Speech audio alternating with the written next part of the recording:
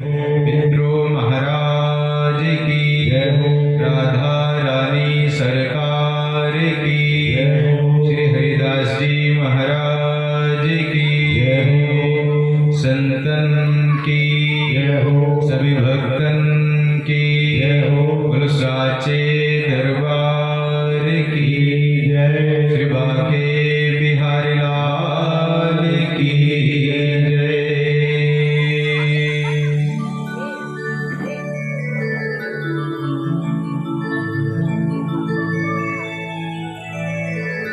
आइए हम सब मिलकर अब तृतीय दिवस की कथा में फिर से गोता लगाएं, आनंदमय कथाओं को श्रवण करें। आप सभी को ज्ञात होगा कल आप सभी ने कथा कहाँ पर हमने विराम किया है, आप सभी को पता है। जानते हैं आप सभी कि परीक्षित को श्राप लगा है। 7 दिन में परीक्षित की मृत्यु हो जाएगी। आप सब जानते हैं कि राजा परीक्षित को श्राप लगा है। अब उनको विश्वास हो गया है मेरी 7 दिन में मृत्यु होगी, मैं आज या कल में नहीं मरूंगा, मैं 7वें दिन। हम सबको क्या मालूम है कि अगला पल हमारा आएगा या नहीं आएगा, लेकिन राजा परीक्षित जी को अब ये मालूम हो गया है कि 7 दिन मुझे कोई भी नहीं मार सकता, मेरी मृत्यु नहीं आएगी। अगर हम सबको ऐसा पता चल जाए कि हम 2 दिन में, 4 दिन में या 1 महीने में, 1 साल भी, उनके लिए तो 7 दिन है। हमें अगर ऐसा पता चल जाए कि हम इस वर्ष में चले जाएंगे, 2023 लगा है, 24 में चले जाएंगे, तो आप सबसे पहले क्या प्रयत्न करेंगे? आप सबसे पहले किसी अच्छे से पंडित जी के पास में जाएंगे। पंडित जी आप ये कुंडली देखिए हमारी, इस कुंडली में हमारे किसी पंडित जी ने ऐसा बताया है कि 2024 में आप पूर्ण हो जाएंगे, आप सीधा प्रभु को प्यारे हो जाएंगे। आप उनसे कहेंगे प्रभु आप हमें बचने का उपाय बताएं। पंडित जी महाराज आपको क्या बताएंगे? आप मंत्र जप कराएं, नवग्रह शांति कराएं, महामृत्युंजय कराएं, मृत्यु संजीवनी कराएं, अनेक आपको उपचार बताएंगे और आपको प्रसन्नता होगी कि ब्राह्मण देवता ने हमको बहुत सुंदर वचन कहे हैं और हम नहीं मरेंगे। ये सत्य है या झूठ है? आप बताइए। सत्य नहीं हो सकता। जाना तो एक न एक दिन सभी को है, मृत्यु लोक है, नाम ही क्या है इसका, मृत्यु लोक। एक न एक दिन तो सबको जाना है। ये प्रभु ने विधि का विधान है। अगर प्रभु यहां पर भेजते रहे और किसी को अपने पास न बुलाए, तो जो यहां पर इस समय थोड़ी सी भीड़ है, बिना बुलाए यहां पर ये पूरा का पूरा पंडाल भर जाएगा, आप सांस भी नहीं ले सकेंगे। ये पूरा भारत हमारा जो अभी इस समय कम है, बढ़ तो फिर भी रहे हैं, लेकिन हम एक के ऊपर एक कई फुट हम ऊपर पहुंच जाएंगे और नीचे वाले दबकर मर जाएंगे।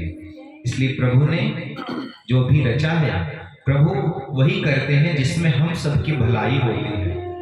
ये सत्य है। राजा परीक्षित को श्राप लगा है, भय नहीं हुआ उनको कि मैं मरने वाला हूं, मैं कुछ अच्छा सा खा लूं।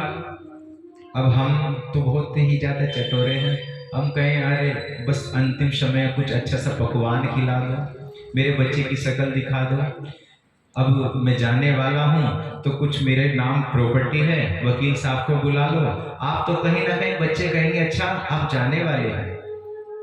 मैं आपको एक सत्य घटना बताता हूं, नाम नहीं बताऊंगा। अचानक से किसी को हार्ट अटैक आया, दिल में बड़ी तेज दर्द हुआ, सबने कहा इनको डॉक्टर के पास में लेके जाओ। समय इनके पास कम है। हमारे कुछ निवासी भी डॉक्टर होते हैं, उन्होंने कहा मेरे बस की बात नहीं है, आप इनको किसी अच्छे से हॉस्पिटल में लेके चले जाओ।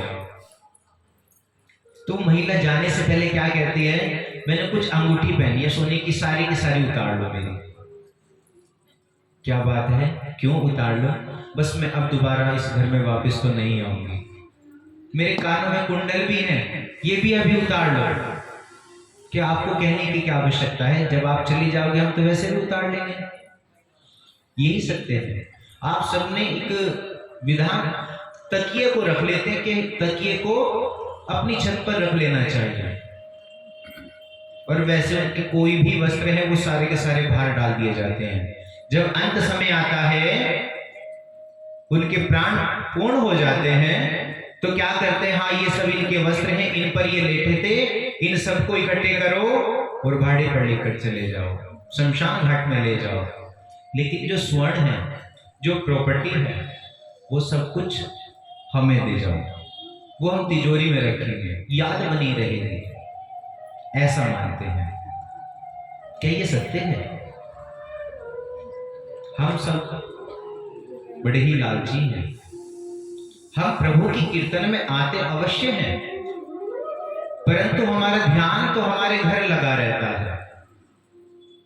ये सत्यता है।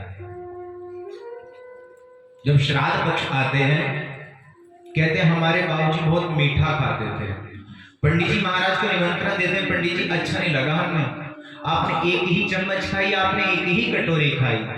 अब पंडित जी को शुगर है, पंडित जी ने इसलिए एक ही चम्मच ली है। कहने लगे नहीं पंडित जी आपको पूरी कटोरी खानी। हमारे बाबा जी तो बड़ा कटोरा खाते थे, आपने एक कटोरी भी, मेरे मन को संतुष्टि नहीं हुई। अब आपकी संतुष्टि के लिए जब पंडित जी का कार्य पूर्ण हो जाए, अब आप बताइए ऐसा ही चाहते हैं? ऐसा तो नहीं होना चाहिए। तो राजा परीक्षित ने क्या किया है, राजा परीक्षित ये नहीं पूछते हैं कि हाँ ये मेरी संपत्ति का क्या होगा। आज जैसे ही उनको मालूम हुआ कि मुझको श्रृंगी ऋषि ने श्राप दे दिया है, तो उन्होंने कहा बहुत अच्छा हुआ, मैंने अपराध किया है, मैं दंड का भागी हूं और मुझे दंड अवश्य मिलना चाहिए। आज सारा का सारा राज्य अपने पुत्र जन्मेजय को सौंप कर चल पड़े हैं। ब्राह्मणों को बुलाया गया, उनके पुत्र ने कहा नहीं पिताजी आप ऐसे नहीं जा सकते, कोई तो उपाय होगा बचने का, आप किसी ब्राह्मण को बुलाए। ये तो आपका इतना बड़ा राज्य, यहाँ पर बहुत सारे ब्राह्मण देवता रहते हैं। परंतु सभी ब्राह्मणों ने अपने अपने विचार विमर्श रखे, उनको संतुष्टि नहीं हुई।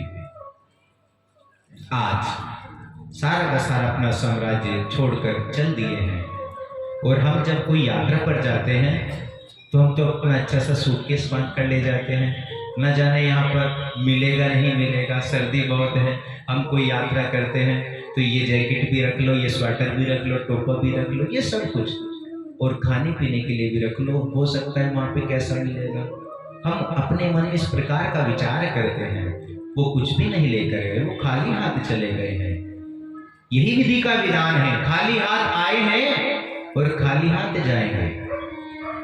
धन इत्यादि नहीं, कुछ लेकर जरूर जाएंगे। खाली हाथ आए जरूर है, लेकर कुछ अवश्य जाएंगे। वो क्या लेकर जाएंगे आपका बैंक बैलेंस नहीं साथ जाएगा, केवल अगर कुछ साथ जाएगा आपके, तो पाप और पुण्य आपके साथ जाएगा। हम ऐसा मानते हैं कि हम नित्य प्रति प्रातःकालीन में मंदिर जाते हैं और शाम के समय भी मंदिर जाते हैं, तो हम तो कोई पाप करते ही नहीं हैं। लेकिन जाने अनजाने में भी हमसे 32 प्रकार के पाप मंदिर में जाने के बाद हो जाते हैं। अब अगर मैं आपको 32 पाप गिनवाऊंगा तो आप मंदिर में जाना ही बंद कर देंगे कि जब मंदिर में पाप होते हैं तो आज से हम जाएंगे नहीं। अब पंडित जी देखेंगे भाई घंटे भी नहीं बज रही है, वक्त कहाँ चले गए। लेकिन कुछ हमसे अपराध हो जाते हैं, ज्यादा नहीं, मैं आपको 2-4 गिनवा देता हूं। सर्वप्रथम जब भी हम कहीं मंदिर में जाते हैं, किसी भी मंदिर में जाते हैं, हमको पादुका पहनकर नहीं जाना चाहिए। हमें मंदिर में नंगे पैर जाना चाहिए सर्वप्रथम। और हम क्या करते हैं, हमें पादुका छोड़ो, हम तो अपनी एक्टिवा और मोटरसाइकिल से चले जाते हैं। सबसे बड़ा अपराध हमारा सर्वप्रथम ये हो गया है। मंदिर में जब भी आप एंट्री करते हैं, आपके सिर पर अवश्य कोई ना कोई कपड़ा होना चाहिए, अन्यथा मंदिर में प्रवेश हमें नहीं करना चाहिए। तीसरी बात, कभी भी खुले बाल आपको मंदिर में नहीं जाना चाहिए। अपने घर में जो आप भोजन बनाते हैं, साक्षात भगवती अन्नपूर्णा निवास करती है। खुले बाल आपको भोजन में नहीं बनाना चाहिए और मंदिर में भी नहीं जाना चाहिए। और आप जब मंदिर में जाते हैं, आपके कोई अतिथिगण, आपकी कोई रिलेशन से, कोई परिवार से आपको मिल जाए तो आप उनको प्रणाम करते हैं, वो भी नहीं करना चाहिए। वो भी बहुत बड़ा अपराध है। परमात्मा से बड़ा तो कोई नहीं है। ये तो सब मिथ्या झूठ है। आज हैं कल नहीं रहेंगे, लेकिन परमात्मा तो कल थे, आज हैं और आगे भी रहेंगे, वही सत्य है। इसलिए कभी भी मंदिर में जाकर किसी को प्रणाम भी नहीं करना चाहिए, केवल भगवान के अलावा किसी को प्रणाम नहीं करना चाहिए। कुछ बातें हैं ये हमें ध्यान रखनी चाहिए, अन्यथा आप मंदिर में जाना छोड़ देंगे। अगर 32 के 32 पंडित जी पूर्ण बताएंगे। तो आज राजा परीक्षित चल दिए हैं एक वन की ओर। चलते चलते कहां पर चले गए हैं आप सब जानते हैं, शुक्रताल में। शुक्रताल में वहां पर एक बड़ा सुंदर वट वृक्ष है, बड़ का पेड़। आज भी मान्यता है, अगर वहां पर हमें एक तोते के रूप में दर्शन हो जाए तो हम साक्षात देखते हैं कि हमें सुखदेव जी महाराज के दर्शन हो गए हैं और हम अपने आप को बड़ा धन्य मानते हैं कि आज हमें प्रभु के दर्शन हो गए हैं। आज भी ये मान्यता, आज भी वो वट वृक्ष वहीं पर है। राजा परीक्षित शुक्रताल में आए हैं। शुक्रताल में आकर मन तो आज प्रसन्न नहीं है कि प्रभु की मुझे प्राप्ति कैसे हो।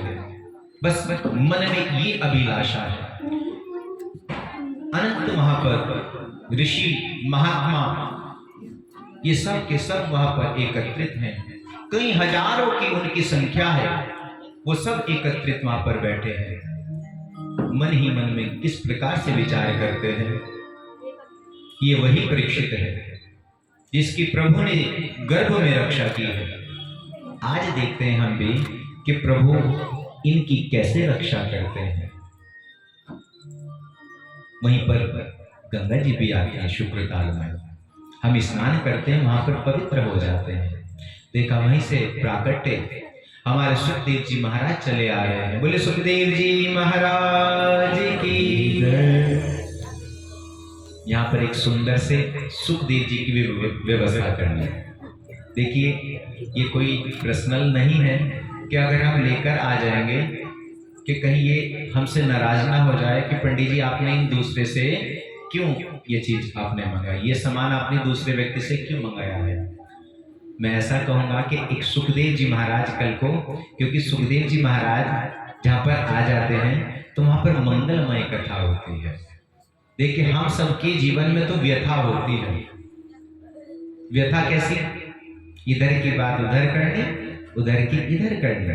केवल शांत तो हम वहीं बैठते हैं, बस जब आनंद में हमको कथा श्रवण हो रही है और हमारे बाके बिहारी जी की कथा होती है। जब आप बाके बिहारी जी की कथा श्रवण करने के लिए बैठ जाते हैं तो बाके बिहारी जी आपकी व्यथा सुनने के लिए बैठ जाते हैं कि सब संकटों को आप छोड़ दो मेरे ऊपर, अब आनंदमय कथा को श्रवण करो। तो सुखदेव जी महाराज का आगमन हुआ है। 16 साल की मात्र उम्र है सुखदेव जी महाराज की। अनेक ऋषि जिनकी कई कई हजार वर्ष की उम्र है, आज सब के सब खड़े हो गए हैं जैसे ही सुखदेव जी महाराज का आगमन हुआ।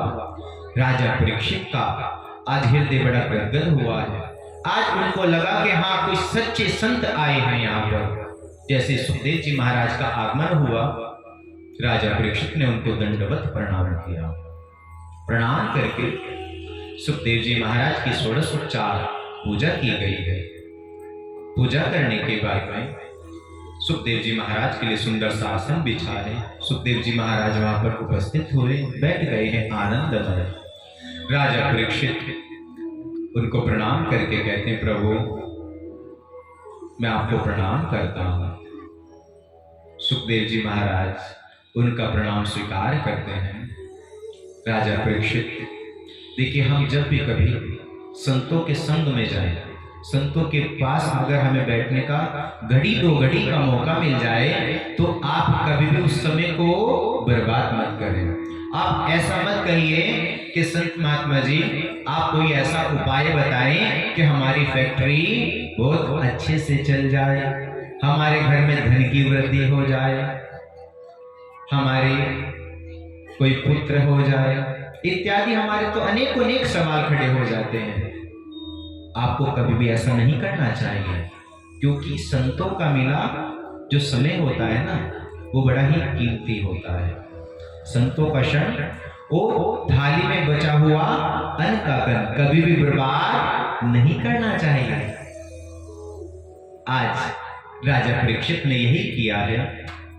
प्रभु मैं आपसे कुछ कहना चाहता हूं, कहिए आप क्या कहना चाहते हैं।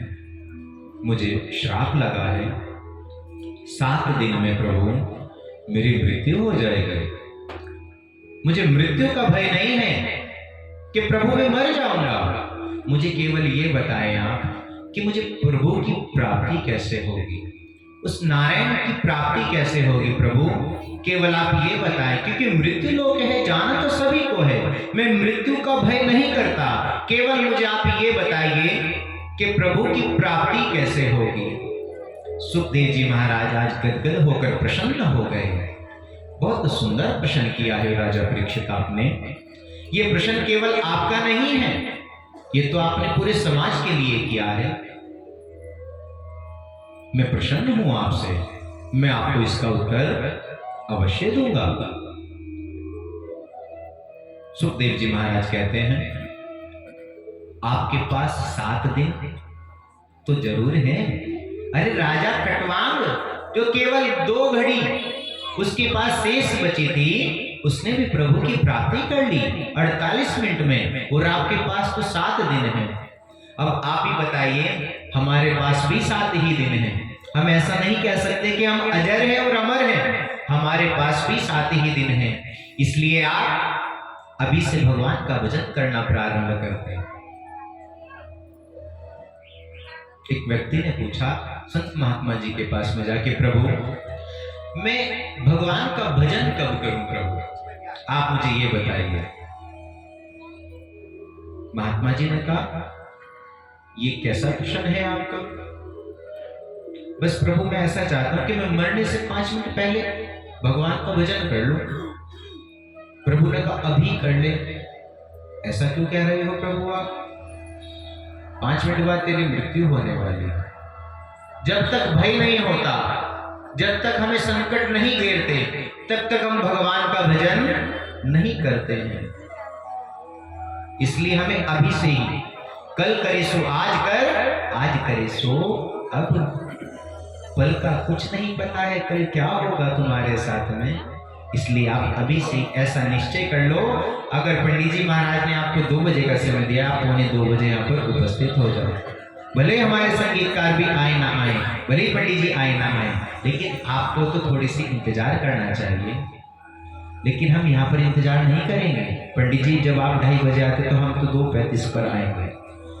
डॉक्टर साहब के यहाँ पर जब नंबर लिखवाते हैं ना, जब डॉक्टर साहब आपको 4 घंटे बिठा लें, आप प्रतीक्षा करेंगे, और पर्चे पर भी कम से कम आपका 800 या 1000 रुपए का पर्चा भी होगा आपका, केवल वो पर्चा रहेगा।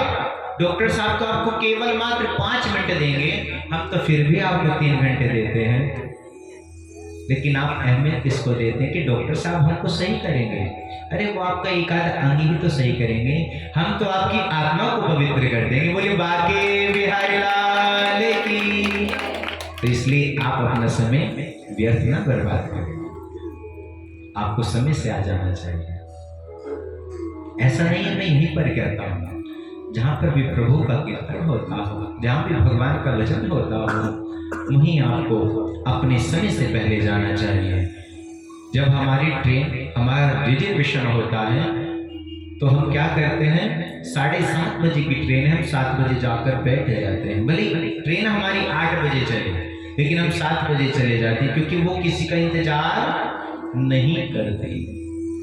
तो क्या मौत किसी का इंतजार करती है? नहीं करती। इसलिए आप अपने समय पर आ जाया करें, आप हमारा भी इंतजार ना किया करें, आप भगवान का भजन करें। श्रीमन नारायण नारायण